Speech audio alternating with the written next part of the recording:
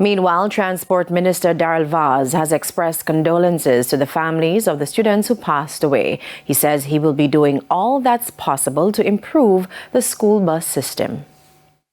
This is happening too frequently, and it is definitely a major issue for me.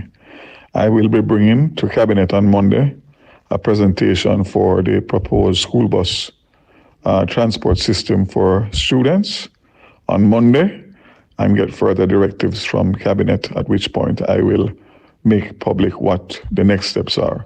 But it remains a very serious priority for me, as every day that is not implemented, the lives are at risk based on the transport methods.